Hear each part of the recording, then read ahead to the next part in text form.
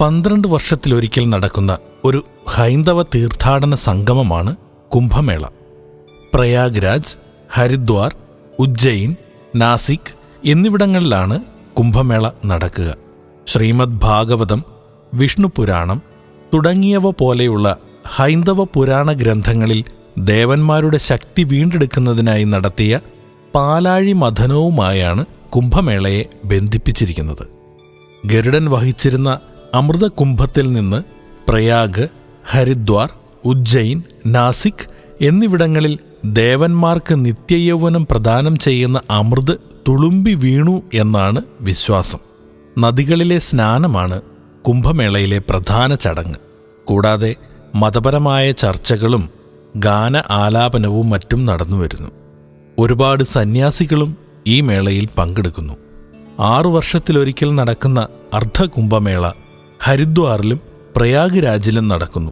12 പൂർണ്ണ കുംഭമേളയ്ക്ക് ശേഷം 144 വർഷത്തിലൊരിക്കൽ നടക്കുന്ന കുംഭമേളയാണ് മഹാകുംഭമേള.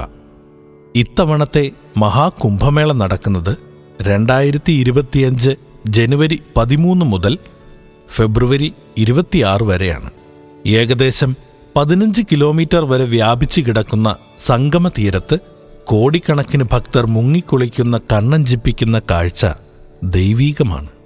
നമ്മുടെ രാജ്യത്തെ വളരെ പ്രധാനപ്പെട്ട തീർത്ഥാടന കേന്ദ്രങ്ങളിൽ ഒന്നാണ് പ്രയാഗ്രാജ്. തീർത്ഥാടന കേന്ദ്രങ്ങളുടെ രാജാവ് എന്ന ബഹുമതിയോടെ തീർത്ഥരാജ് എന്നും ഇത് അറിയപ്പെടുന്നു. ത്രിവേണി സംഗമ തീരത്ത് ഈ സമയത്ത് തീർത്ഥ സ്നാനം ചെയ്യുന്ന ആളുകൾക്കൊപ്പം രൂപം മാറി ദേവന്മാരും ഇതിൽ പങ്കെടുക്കാറുണ്ട് എന്നാണ് വിശ്വാസം. മഹാകുംഭമേളയിൽ ത്രിവേണി സംഗമസ്ഥാനത്ത് മുങ്ങിക്കുളിക്കുന്നതിൻ്റെ പ്രാധാന്യം നിരവധി മതഗ്രന്ഥങ്ങളിൽ പറഞ്ഞിട്ടുണ്ട്. മഹാകുംഭമേളയുടെ ചരിത്ര സാക്ഷികളാകാൻ ഈ രാജ്യത്തു നിന്നും വിദേശത്തു നിന്നുമുള്ള നിരവധി ആളുകൾ ഇവിടെ എത്താറുണ്ട്. നാനാത്വത്തിൽ ഏകത്വമെന്ന ആശയത്തെ അന്വർത്ഥമാക്കുന്ന ഇടം കൂടിയാണ് ഈ സ്ഥലം. മഹാകുംഭമേളയുമായി ബന്ധപ്പെട്ട വിശ്വാസങ്ങളും പാരമ്പര്യങ്ങളുമാണ് ഇതിനെ വേറിട്ട ഒരു അനുഭവമാക്കി മാറ്റുന്നത്.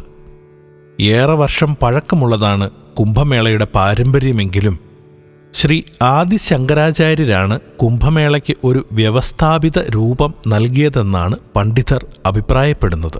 4 തീർത്ഥ സ്ഥലങ്ങളിൽ 4 പീഠങ്ങൾ സ്ഥാപിച്ചതുൾപ്പെടെ കുംഭമേളയിൽ സന്യാസിമാരുടെ പങ്കാളിത്തവും ഉൾപ്പെടെ അദ്ദേഹം ഉറപ്പുവരുത്തി. ഇന്നും കുംഭമേളകളിൽ ശങ്കരാചാര്യ മഠവുമായി ബന്ധപ്പെട്ട സന്യാസിമാരും ശിഷ്യന്മാരും പങ്കെടുത്തു വരുന്നുണ്ട്. ശൈവപുരാണത്തിലെ ഈശ്വര സംഹിത ആഗമതന്ത്രവുമായി ബന്ധപ്പെട്ട സാന്ദീപനി മുനി ചരിത്ര സ്തോത്രത്തിലും കുംഭമേളയെക്കുറിച്ച് പരാമർശിക്കുന്നുണ്ട്. ഹിന്ദുമതഗ്രന്ഥങ്ങളിൽ കുംഭത്തെയും മഹാകുംഭത്തെയും പറ്റി വെവ്വേറെ വിവരണങ്ങൾ നൽകിയിട്ടുണ്ട്. കുംഭമേള ഓരോ 12 വർഷത്തിലും രാജ്യത്തെ 4 സ്ഥലങ്ങളിൽ നടത്തുന്നു. പ്രയാഗ്രാജ്, ഉജ്ജയിനി, നാസിക്, ഹരിദ്വാർ എന്നിവിടങ്ങളാണവ. അതേസമയം 144 വർഷത്തിലൊരിക്കൽ നടക്കുന്ന മഹാകുംഭമേള പ്രയാഗ്രാജിൽ വെച്ച് മാത്രമാണ് നടക്കുന്നത്. എവിടെ, എപ്പോൾ കുംഭമേള നടക്കുമെന്ന് ഗുരുവിൻ്റെയും സൂര്യൻ്റെയും സ്ഥാനത്തെ ആശ്രയിച്ചിരിക്കുന്നു. അതായത് ഈ ഗ്രഹങ്ങൾ പ്രത്യേക രാശികളിൽ ആയിരിക്കുമ്പോൾ മാത്രമേ പൂർണ്ണ കുംഭമേള നടക്കൂ. ഒരിക്കൽ ദേവന്മാരും അസുരന്മാരും അമൃത് ലഭിക്കാനായി പാലാഴി കടഞ്ഞു. ലക്ഷ്മീദേവി, ഐരാവതം, അപ്സരസ്, കൽപ്പവൃക്ഷം, കാമധേനു പശു തുടങ്ങിയ പല അമൂല്യ വസ്തുക്കളും ഇങ്ങനെ ലഭിച്ചു. അവസാനം അമൃത് നിറച്ച പാത്രവുമായി ധന്വന്തരി പ്രത്യക്ഷപ്പെട്ടു.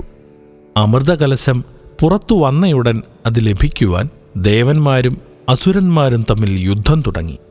ഈ യുദ്ധം 12 ദിവസം തുടർച്ചയായി തുടർന്നു.